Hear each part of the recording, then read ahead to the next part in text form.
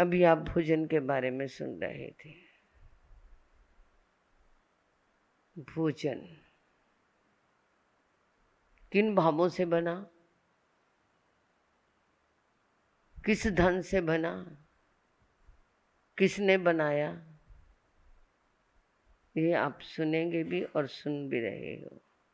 अभी आपने गुरुदेव प्रेमचंद जी महाराज के बारे में सुना कि उन्होंने लिखा, उनके जीवन में एक घटना घटी। वो अमीनगर सराय में गए, जिसे लोहारा सराय भी कहते हैं, ये बड़ौद के पास है। हमने भी बहुत बार फरसा है वहाँ पे, और गुरुदेव शांत स्वरूप महाराज जी की वो जन्मभूमि भी है। वहाँ पर वो गए, शाम का विहार करके आए थे, थोड़ा सा ही समय था। तो बनवारी लाल जी महाराज, उनके शिष्य जो करोल बाग में विराजमान रहे बहुत देर तक दिल्ली में, वो गोचरी को गए और साथ में भाई गोचरी दिलाने के लिए गए। कहते महाराज जी आज किसी के घर में क्या है, खाना है और वो निर्दोष खाना है, वहीं से आप ले आओ, टाइम थोड़ा है, आप वहीं से फर्श लेना।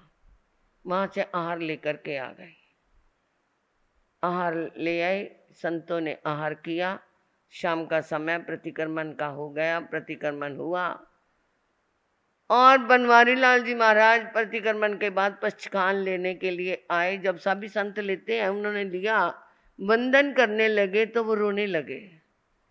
गुरुदेव ने पूछा क्या हुआ बनवारी? कहते गुरुदेव मेरे मन में आज आपके प्रति बड़े उल्टे सीधे विचार आए। क्या आया? मैं सोचता देखो साधु जीवन तो हमने भी लिया, हमने भी त्याग किया और चल के इतना आए और गोचरी को हमें जाना पड़ा। ये गुरु क्या करते हैं? ये तो बैठे रहते हैं। इन्होंने क्या किया? कुछ भी तो नहीं किया, चल के आए और हमें गोचरी लानी पड़ी।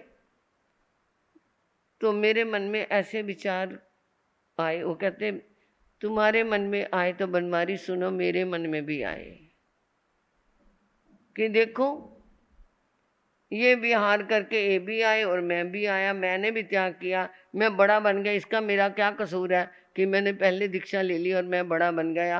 परंतु ये तो क्या है, अभी सारे पचखान करा के अपने अपनी जगह पर विश्राम कर लेंगे और मैं बैठा लोगों के बीच में सबको संभालता रहूँगा। थक के तो मैं भी आया हूँ ना। कैसे है, मेरे को तो बड़ा बनना क्या हो गया? एक अपराध हो गया मेरे लिए। और मैं क्या है घंटों घंटों प्रवचन करता। मैंने देखा प्रेमचंद जी महाराज को प्रवचन करते हुए, उनके ये ऊपर की जो चादर होती थी ना, इतना पसीना आ जाता था। रोपड़ में मैंने उनको देखा, जब मैं घर में ही थी, मैं दर्शन करने के लिए गई थी, तो ये चादर आके ऐसे निचोड़ते थे उस पसीने की, इतना पसीना उनकी चादर भीग जाती थी। तो मैं तो घंटों घंटों क्या है बैठा रहता हूँ। ये क्या है, ये तो एक गोचरी लाई और आकर के बैठ गए। दिल करेगा सो जाएंगे, दिल करेगा पाठ कर लेंगे, दिल करेगा। कहते मेरे मन में भी आया। ये दोनों की आपस की वार्ता चल रही थी। तो प्रेमचंद जी महाराज ने जो श्रावक उनको गोचरी के लिए लेके गया था उसको बुलाया। कहते भाई आज आहार लेने के लिए किसके घर में गए थे?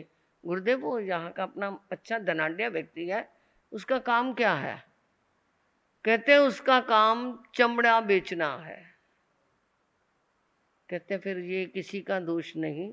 आपस में उन्होंने सोचा ये उसी का ही दोष है, क्योंकि जो चमड़ा बेचता है वो क्या सोचेगा, ज्यादा से ज्यादा पशु मरे और ज्यादा से ज्यादा चमड़ा मुझे मिले और मेरा व्यापार आगे बढ़े।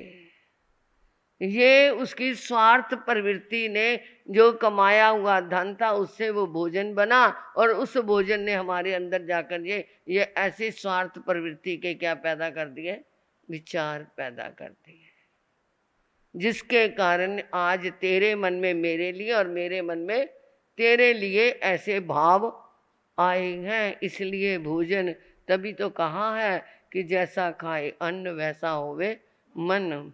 सुख विपाक सूत्र में सुबाहु कुमार जी प्रभु के दर्शन करने के लिए गए और वहां पर उनकी क्या है, उनका सुंदर रूप, अपार रिद्धि, लावण्य, वहां पर वो वंदन करके जब वापस गए तो संतों के मन में आया, अरे क्या इसके पास रूप है, क्या इसका शरीर है, क्या इसके पास रिद्धि समृद्धि है। प्रभु ने तो जानी जानते अपने ज्ञान से देख करके कहा कि संतो ऐसी रिद्धि तो अनेकों बार देवलोक में भी हमने प्राप्त की, तो आपने ये सोचा ये उसे मिली कहाँ से? पहले जन्म में वो साधु साध्वियों को गोचरी बहराता था, परंतु कौन सी गोचरी बहराता था? दब शुद्धेनंग भाव शुद्धेनंग, द्रव्य भी शुद्ध होता था और भाव भी शुद्ध होता था। ये कौन से शास्त्र का वर्णन है? अभी मैंने नाम लिया था, सुख विपाक जी शास्त्र। आजकल तो तुम कुछ पढ़ते नहीं पंजाब के। मैंने शाहपुर में वैराग्य व्यवस्था में, जलंधर में कई जगहों पे देखा कि बहनें सुबह उठ करके पहले नमी पवज्जा और ये सुख विपाक जरूर पढ़ते थे, जिससे सुख मिलता है। नमी पवज्जा से वैराग्य के भाव जागृत होते हैं, जीवन विरक्ति की ओर बढ़ता है। जरूरी नहीं साधु बनना ही वैराग्य है, घर में रह करके भी विरक्ति के भाव बने रहते हैं। तो वो आजकल तो किसी को नाम ही नहीं पता, पूरे शास्त्रों के नाम भी नहीं आते होंगे। तो वो सुख विपाक का प्रभु का दिया हुआ वर्णन है। दव शुद्धेनंग भाव शुद्धेनंग, द्रव्य भी शुद्ध हो और भाव भी शुद्ध हो, तो वो दिया हुआ भोजन साधु के लिए क्या होता है? उपयोगी होता है, जिससे वो क्या है खाएगा, उसका मन साधना में लगेगा। आप सोचो तरह तरह के घरों से हम गोचरी लाते हैं, इतने सालों में पता नहीं कितने घरों को परसा होगा, कितने घरों के अंदर हमने अपना अन्न बोया हुआ है, जिसको हम लेकर के दिया हुआ होगा, तो अभी तो वापस हमें मिल रहा है। क्योंकि कई बार तो ऐसे घर है जहाँ पर सामने तैयार होता है परंतु देने वाले की भावना नहीं होती। गांव के अंदर बिहार करके जाओ, कई बार क्या है वो कहते हैं अरे हट्टी कट्टी है, कमा के नहीं खाया जाता, मांगने के लिए आ गए टुकड़े। ऐसे भी सुनने को मिलता है।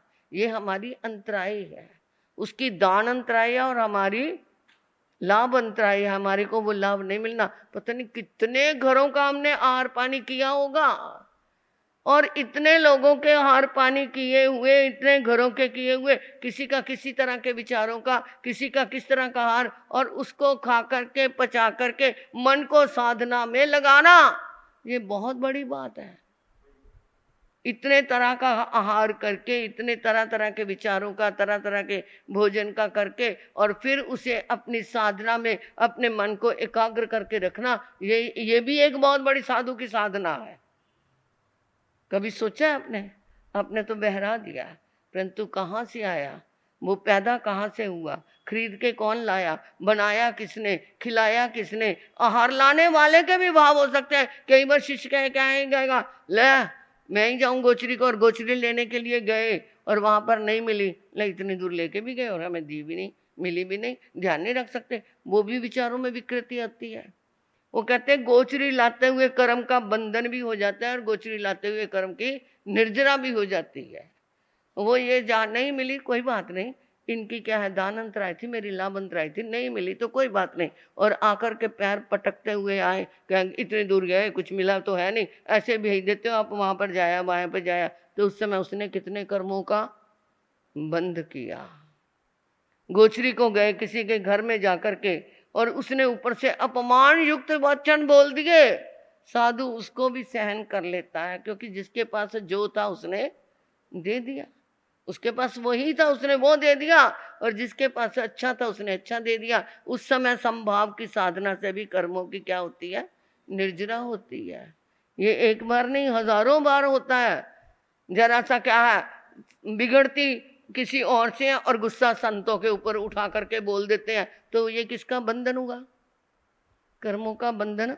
जो जिसके पास है उसने वही तो देना है। इसलिए वो दव शुद्धेनंग भाव शुद्धेनंग, सुबाहु कुमार के पहले जन्म में वो द्रव्य भी शुद्ध देता है और भाव भी शुद्ध से देता है, तो उसके कर्मों की निर्जरा होती है और अनंत पुण्याई का बंद होता है। तब जाकर के ऐसी रिद्धि समृद्धि मिलती है। देने वाला बड़ा या लेने वाला बड़ा जी? देने वाला बड़ा, लेने वाला बड़ा। अच्छा, अरे तुम्हारी बेटी बहू बेटियां बनैया लोगों में जब शादी करते हैं वो बेटी भी देता है और अब दाज दहेज भी देता है, फिर भी घर वाली क्या है माँ बाप, बेटी के माँ बाप उस जवाई के आगे, उसके ससुर के आगे हाथ जोड़ते हैं, हमने तो कुछ नहीं दिया, हमारे तो एक बेटी बेटी है, हमारी लाज रखना। उस समय कौन बड़ा? कौन बड़ा? बेटी वाला बेटे वाला? नहीं, मैं क्या कहती हूँ, ये कौन बड़ा उस समय, बेटी वाला या बेटे वाला? लेने वाला बड़ा या देने वाला है? देने वाला बड़ा। और हम लेने वाले आपके यहाँ पर बैठे, हम पट्टे पे हैं, तुम जमीन पे बैठे, कौन बड़ा है? ना, दोनों तरफ से है, ना लेने वाला बड़ा है ना देने वाला बड़ा है, दोनों बड़े हैं। क्योंकि जब हम गोचरी के लिए जाते हैं, हमारा हाथ नीचे होता और आपका हाथ, उस समय कौन बड़ा? देने वाला। और जब हमने गोचरी ले ली झोली संभाल के, तो बाद में हम ऐसे करते हैं, आप हाथ जोड़ के मंगली सुनते हैं, उस समय कौन बड़ा? हम बड़े।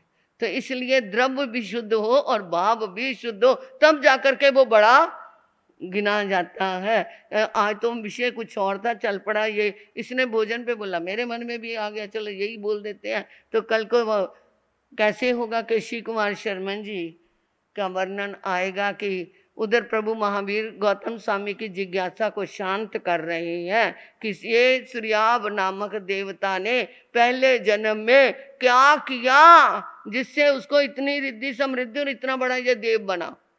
ये क्या किया इसने, क्या पुण्य करके आया, क्या दान करके आया, क्या उसने सेवा की जिसके प्रभाव से वो इतना बड़ा देव बना। और इसकी आयु कितनी बताई? उन्होंने कहा ये सूर्याभ देव कितनी देर तक वहां पर देवलोक में रहेगा? उन्होंने कहा 4 पलोपम। कितना? 4 पलोपम। एक पलोपम की संख्या कितनी है पता हो तुम्हें? 4 कोस का लंबा, 4 कोस का गहरा, 4 कोस का चौड़ा, यानी कि कोस के हिसाब से 12 किलोमीटर लंबा, 12 किलोमीटर गहरा, 12 किलोमीटर चौड़ा कुआं एक खोदा जाए। यहां से लेकर के क्या है किचलू नगर तक 12 किलोमीटर बनते हैं, इतना लंबा कुआं खोदा जाए।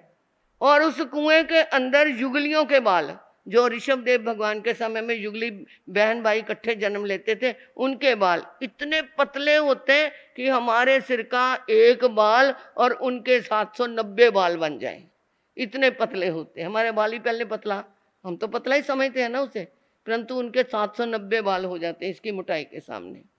उन बालों के टुकड़े टुकड़े टुकड़े टुकड़े इतने बारीक टुकड़े करो कि अगर आंख में भी चला जाए तो महसूस ना हो कि मेरी आंख में कुछ गया है। और इतना ठसाठस वो कुआं भर जाए जिसके अंदर से ऊपर से सेनापति की सेना निकल जाए तो भी क्या है एक बाल भी नीचे दबे नहीं, इतना दबा दबा कर वो कुआं भरा। 100 साल के बाद उसमें से एक बाल निकाला, बाल का वो टुकड़ा। 100 साल के बाद फिर एक टुकड़ा निकाला। कितना समय लगेगा वो कुआं खाली होने में? बोलो जी। 12 किलोमीटर गहरा चौड़ा लंबा कुआं है, उसमें इतने बारीक टुकड़े किए हुए हैं जो हथेली पे रखे भी दिखाई ना दे। ऐसे टुकड़ों को 100 साल के बाद एक एक टुकड़ा निकालो, कितना हो गया समय? कोई उसकी संख्या है? तो उस उतने समय में, जितने समय में वो कुआं खाली हो, उसको क्या कहते हैं? एक पलोपम। तो वो 4 पलोपम तक वो सूर्याभ देव देवलोक में राज्य करेगा। तो ये देख लो उसकी कितनी बड़ी उम्र है। अब वो क्या करके आया है ये गौतम स्वामी जी को प्रभु महावीर समझाएंगे। अभी तो वो सविया नगर की ओर के शिष्य कुमार शर्मा जी ने भी जाना है और वहाँ परदेशी का क्या करना है, उद्धार करना है, ये आप सुनेंगे।